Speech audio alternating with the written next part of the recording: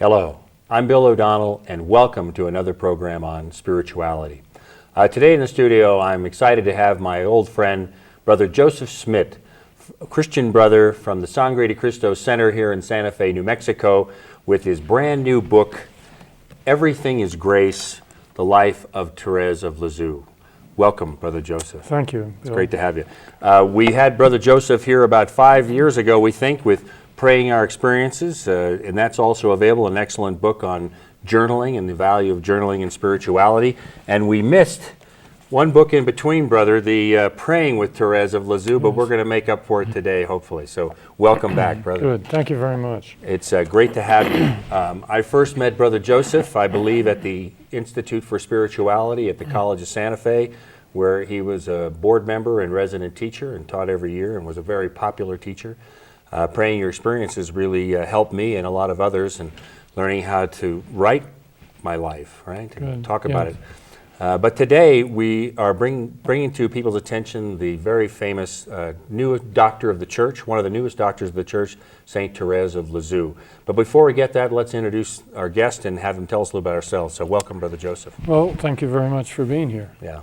I'm a Christian brother, a De La Salle Christian brother. In the local area, we have the St. Michael's High School. We run St. Michael's High School, and also the College of Santa Fe.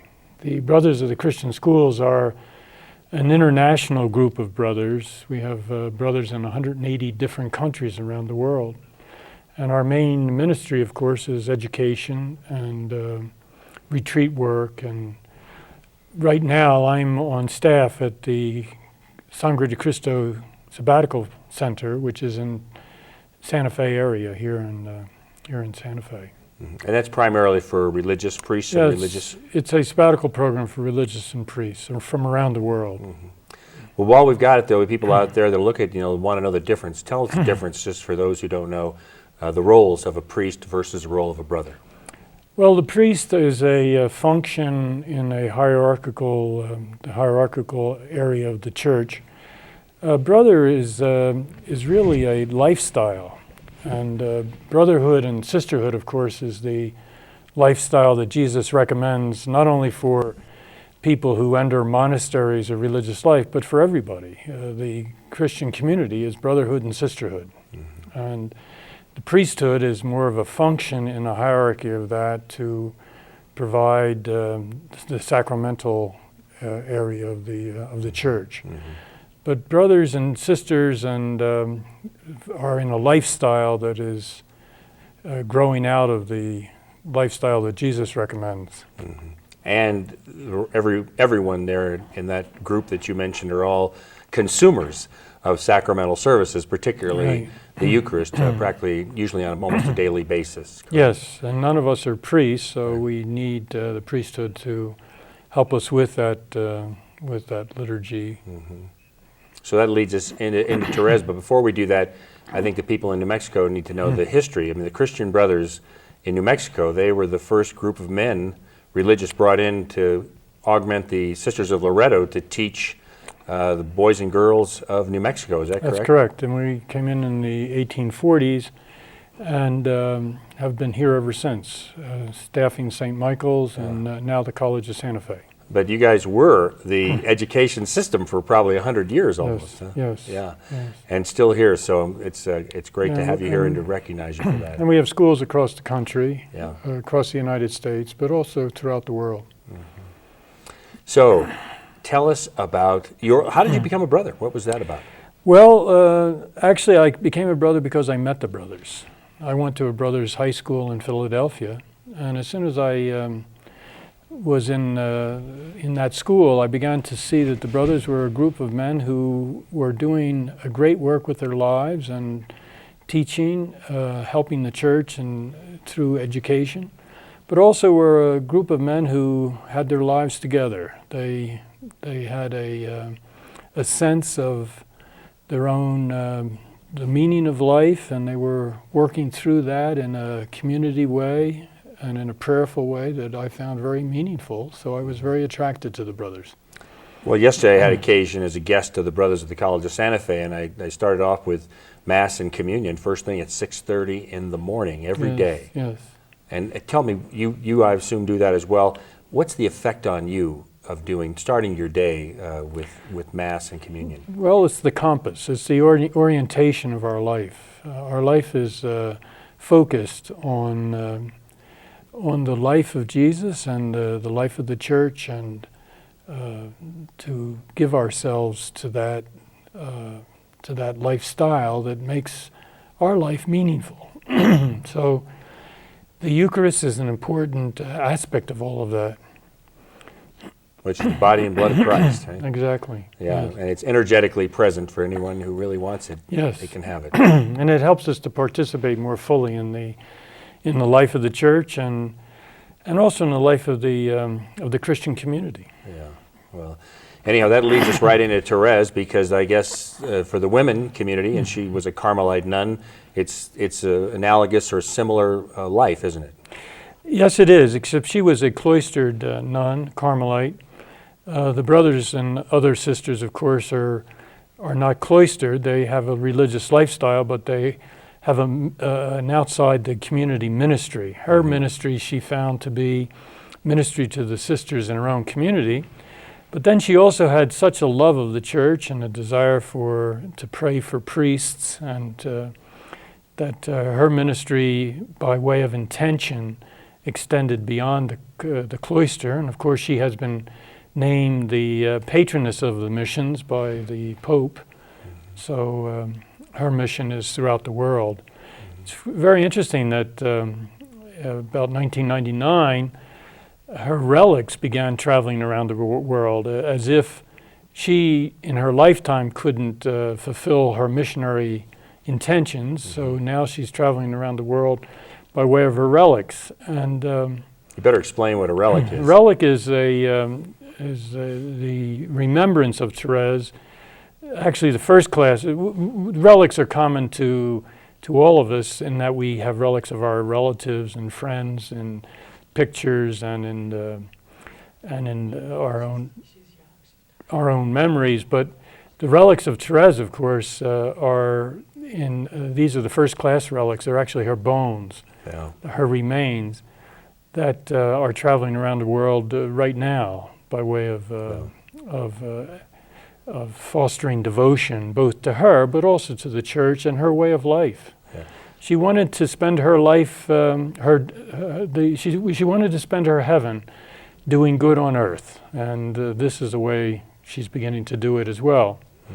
Well, I remember that day. It was a cold day in December, I think, on a Monday. And When her relics came to Santa Fe. Santa Fe, and you could not get into St. Francis Cathedral Basilica, which is rare. That only usually happens on Christmas Eve and Easter Sunday or something. Yeah. And you couldn't get in. It was an early morning, and people were standing back around the corner to come and see her relics in this reliquary. And it was one of the most amazing things. The effect on people was extraordinary. Can you describe that? Well, the effect on people when they hear about Therese and begin to understand her spirituality is that they resonate with it.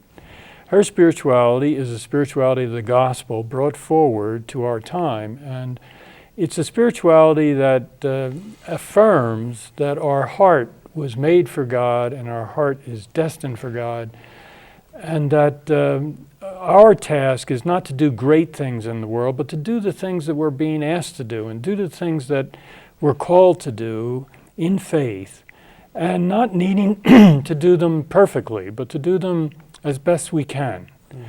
And many of us feel, I myself at one point in my own spiritual life felt that a certain inadequacy about achieving good works and doing things well and being perfect, and she felt that way too.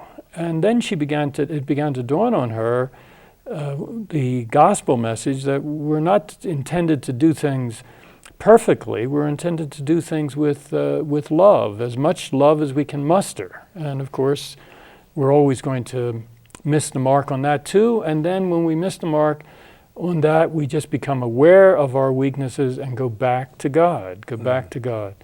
So it's not a matter of being perfect, it's a matter of being available to God in each of our actions of our life, and doing the best we can in faith. And I think that resonates with people. And when they hear about Therese, who the Pope Pius X called the greatest saint of modern times, they realize to be a great saint or to be a saint doesn't require great activities, or in her day especially, it was thought that there had to be special graces in prayer and special mortifications, and it's clear in her life that she never achieved that. She died at the age of 24. She was just a little young person, but her spirit, her intentions, and her willingness to be available to God was really the secret of her spirituality.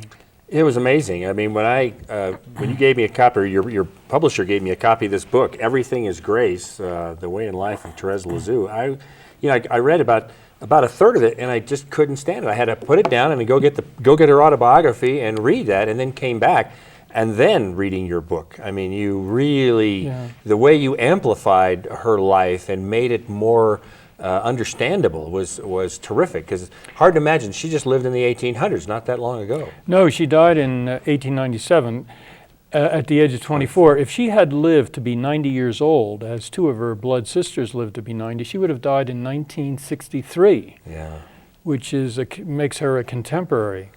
And this book is an intention to read between the lines of her autobiography, because as a young child, she had many important experiences in her life, but she didn't really understand those until she got much older. And in some ways, she didn't understand some of the dynamics at all, just because many of us, similar to many of us, we don't understand the things that are pushing us around, our feelings and our motivations.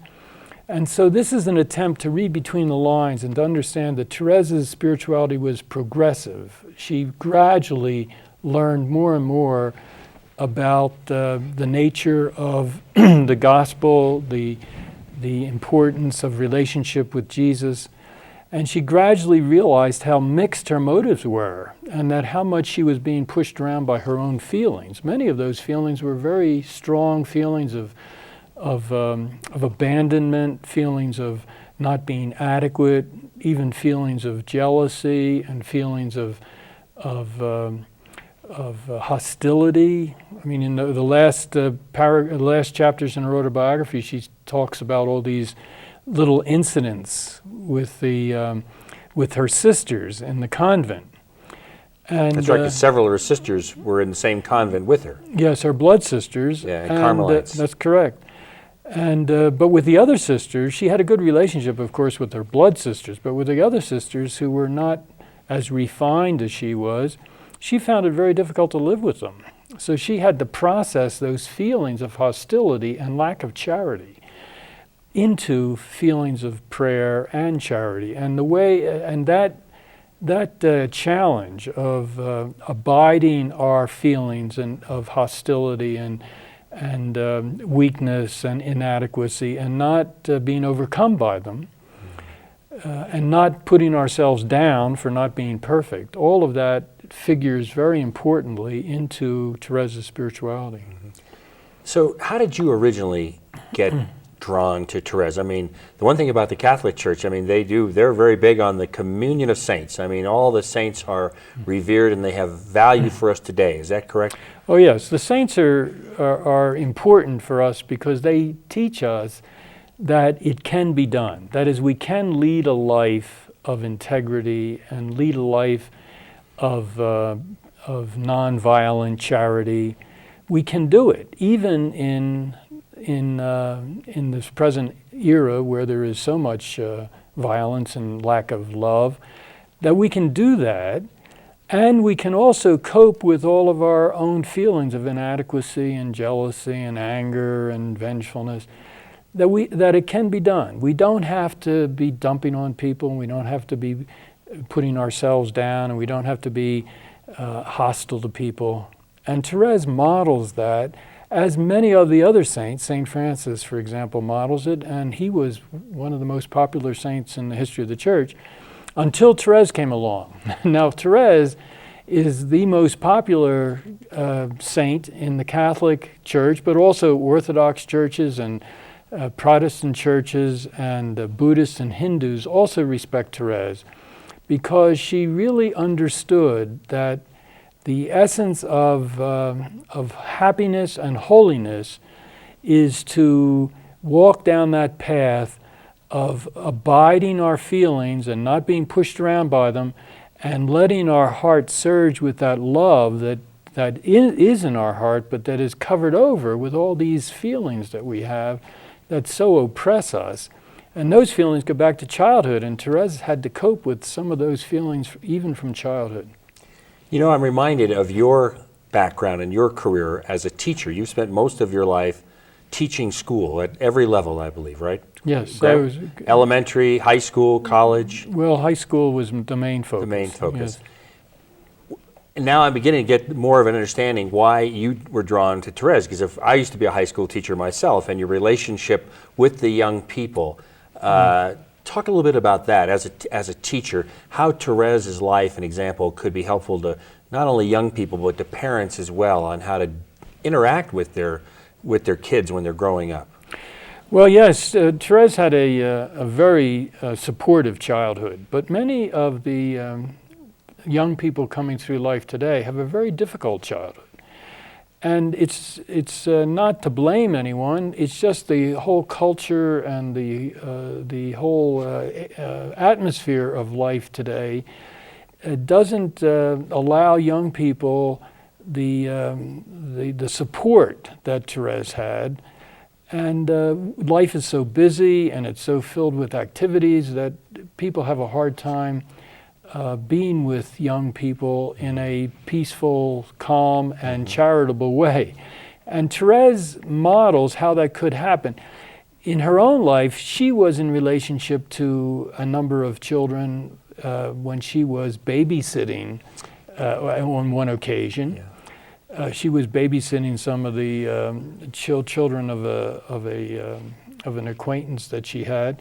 And then later she became the de facto directress of novices for the younger members of the community, although they were almost her own age, but nonetheless her relationship to them became more of a mother and a teacher than a colleague. And in that relationship she manifests these qualities that's really important for young people, to listen to them and be supportive of them, and not be afraid of their emotions, so that they don't become afraid of their own emotions, because many children are uneasy with their own feelings and their own thoughts. Also, many children don't have a model to give, and Therese models how young people can find meaning in their life. That's right.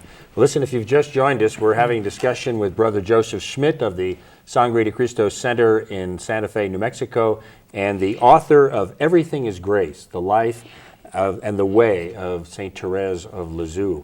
Anyhow, and also he had this other book here, Praying with Therese of Lisieux, that we'll get to too. Tell us a little about this book. Yeah, this book is more of a thematic book. The Everything is Grace covers her autobiography in a more systematic way, and as I say, is a reading between the lines of her autobiography. Praying with Therese is a thematic book. What this book, Praying with Therese, also has questions at the end of each chapter that help us to move from her life into our life. Because Therese doesn't ask us to imitate her. Therese asks us to become the person that we're called to be. And the way we become the person we're called to be is by the same general method of accepting and appreciating our own life that Therese used, but that doesn't ask us to become her.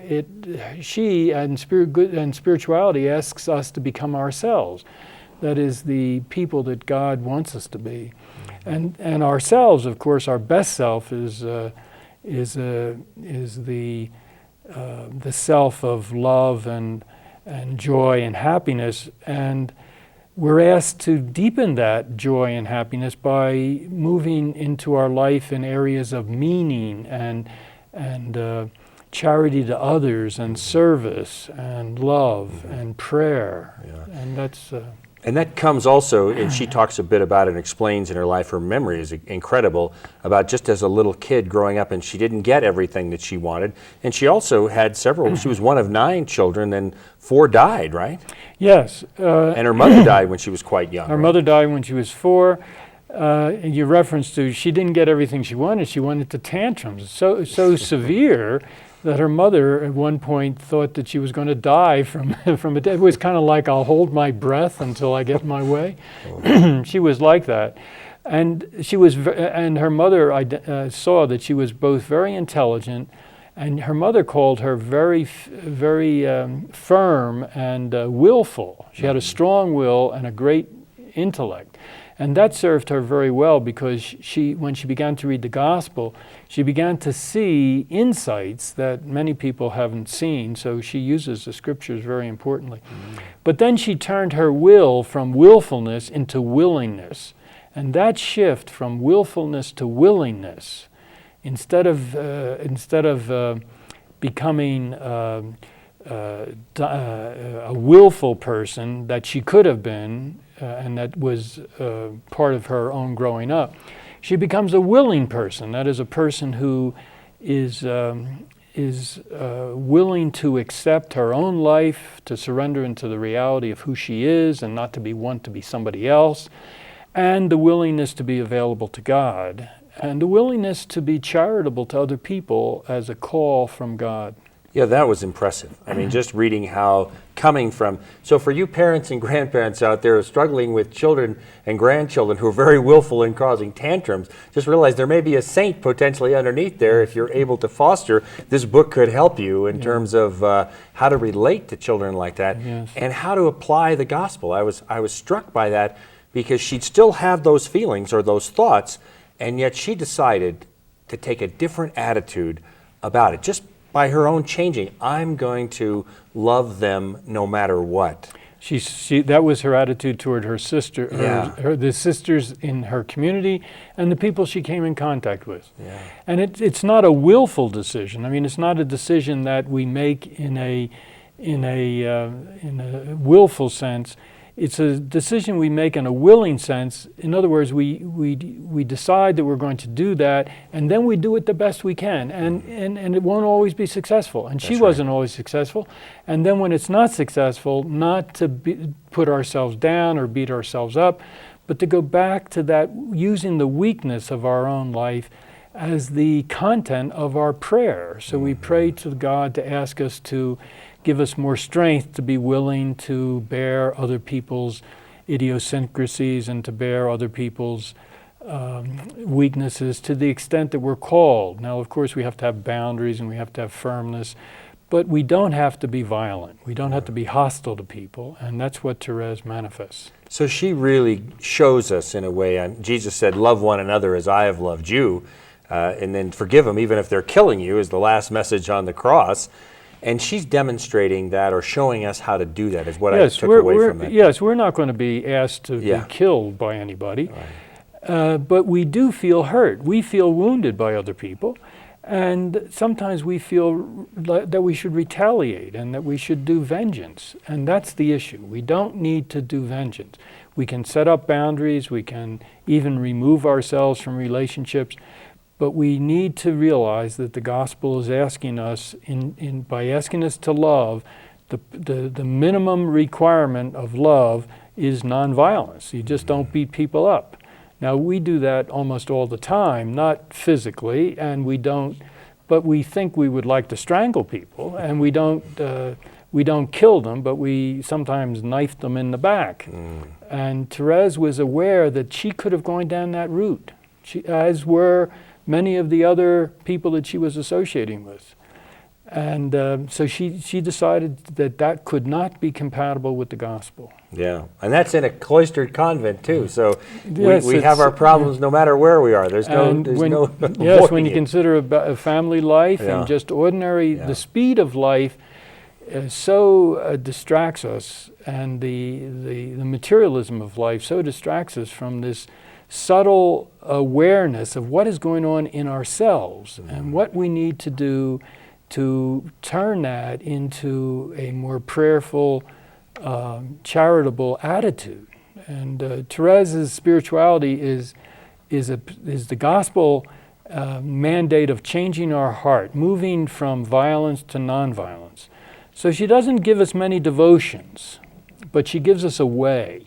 She doesn't give us, one time one of the sisters mentioned that she had done so many good acts of this and made so many virtues and had acquired so much.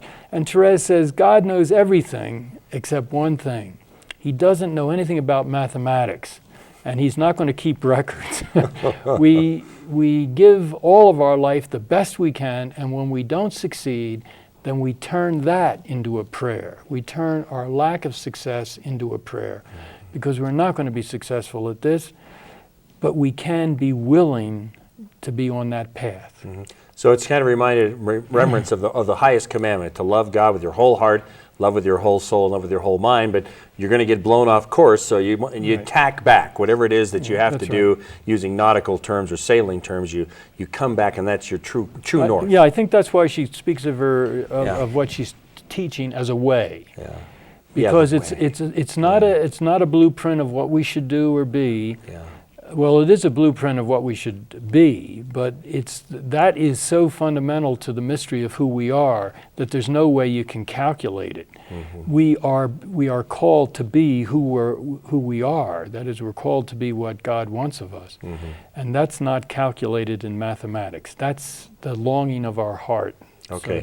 We just got 2 minutes left. How would you sum this up? I mean, I'll actually say that this book, I enjoyed reading it. I can strongly encourage you to get that, and also this Praying with Your Experiences, both of by Brother Joseph Schmidt. But in the last minute, we've got Brother Joseph. What advice would you have for people out there that are struggling in life, and what can they do about it? Well, I think all of us are struggling in life, and the issue is to make the struggle part of our prayer. That is, to realize that our hearts were made for God. We're being drawn to God. The struggle is part of opening our hearts to God. That we're not going to be perfect in this. That our life is going to be filled with these areas of feelings of fear and jealousy and anger and violence. But we don't have to go down that path. We don't have to let the feelings overcome us. And we have a model in Therese, and that is the importance of the life of a saint, and in particular Therese. Well, that's great. Well, listen, thank you for doing this for us. I can encourage you, if you want to read a good book on Therese, Brother Joseph does an excellent job of weaving it in and reading between the lines, because she was ordered to do this by her superiors. She's not like a true author in the sense she did it out of obedience. Anyhow, so out of obedience to the time, I'm going to have to say thank you for coming. I hope this has been of some value to you at home. Please stay tuned for the credits. You can look for these books, I think, anywhere, Amazon or wherever. Yep. Google them up. Brother Joseph Schmidt and Everything is Grace and St.Therese of Lisieux. So thank you for viewing. Stay tuned next week for another program on spirituality.